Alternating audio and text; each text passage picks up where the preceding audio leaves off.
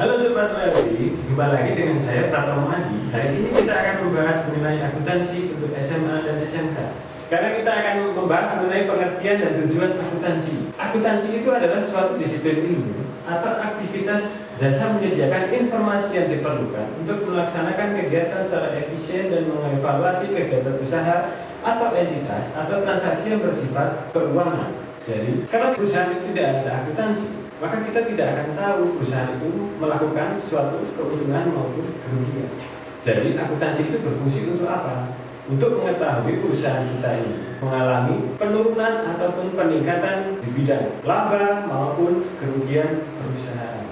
Kita lanjut ke kegunaan informasi akuntansi. Yang pertama, untuk membuat atau merencanakan sekaligus mengadakan pengawasan serta pengambilan keputusan ekonomi yang tepat oleh manajemen. Jadi bagian akuntansi, mereka setiap akhir periode atau akhir bulan akan melaporkan kepada manajer utama mengenai kegiatan keuangan dalam suatu perusahaan. Biasanya disebut dalam satu periode akuntansi. Makanya kalau kita di bank, kita sering mendengar ada yang namanya istilah tutup buku mengenai akhir dari satu periode sebuah perusahaan. Kemudian yang kedua, ada pertanggungjawaban entitas kepada para investor, kreditor, pemerintah, dan sebagainya.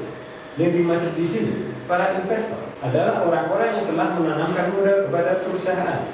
Kemudian kreditor, yaitu pihak-pihak yang telah memberikan utang kepada perusahaan. Sebagai contoh apa? Yaitu bank. Kemudian orang-orang yang telah memberi surat utang perusahaan atau kita sebut dengan obligasi. Kemudian untuk pemerintah yaitu ada pajak. Jadi setiap perusahaan itu harus melaporkan pajak kepada kantor pajak Pratama di setiap daerah atau provinsi. Kemudian kita juga harus melaporkan kepada masyarakat umum untuk apa? Yang pertama bisa untuk dunia pendidikan. Jadi dalam akuntansi itu ada banyak hal-hal dan manfaat yang bisa kita peroleh. Kita lanjut ke pengguna akuntansi. Yang pertama ada manajer, kemudian investor, kemudian kreditur, dan investasi pemerintah. Manajer dibagi oleh beberapa bagian atau sub manajer. Yang pertama ada yang namanya manajer keuangan, kemudian ada yang namanya manajer sumber daya manusia. Kemudian kalau di perusahaan manufaktur kita mengenal dengan ada yang namanya manajemen produksi. Kemudian investor, yaitu orang-orang yang telah menanam saham di sebuah perusahaan. Yang ketiga ada kreditur. Kreditur itu adalah bank. Kemudian ada instansi pemerintah, yaitu kantor pajak di setiap daerah. Profesi akuntansi ada dua. Yang pertama akuntan publik. Yang kedua ada akuntan internal. Siapa itu akuntan publik? Akuntan publik yaitu adalah akuntan yang tidak terikat pada sebuah perusahaan. Tugas mereka adalah mengawasi dan mengaudit perusahaan-perusahaan yang ada di seluruh Indonesia.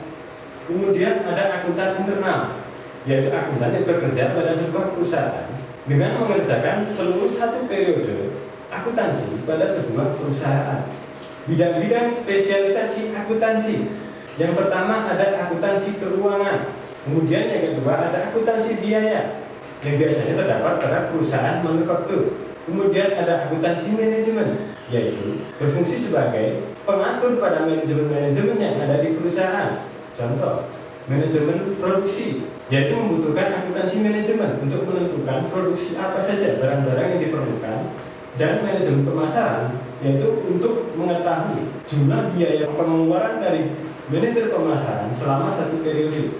Kemudian ada akuntansi pemeriksaan auditing, yaitu untuk mengetahui apakah terjadi penyelewengan dana di sebuah perusahaan, maka kita harus membutuhkan sebuah audit.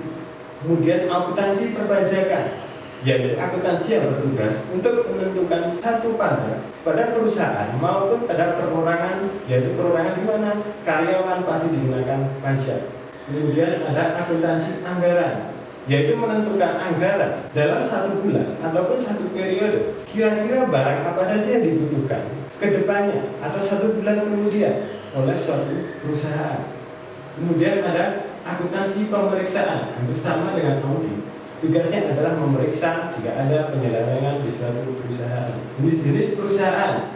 Yang pertama ada perusahaan manufaktur. Perusahaan manufaktur itu adalah mengolah barang mentah menjadi barang jadi.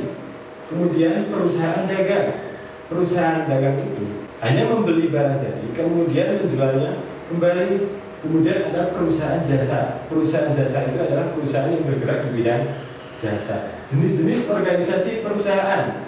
Yang pertama, ada perusahaan perseorangan.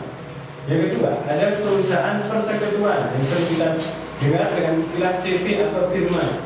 Kemudian ada perusahaan perseroan, yaitu sering kita dengar dengan kata istilah PT.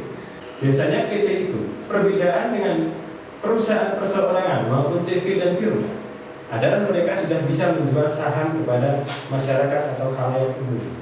Sedangkan perusahaan perseorangan maupun firma maupun CV, mereka tidak bisa menjual saham kepada khalayak umum.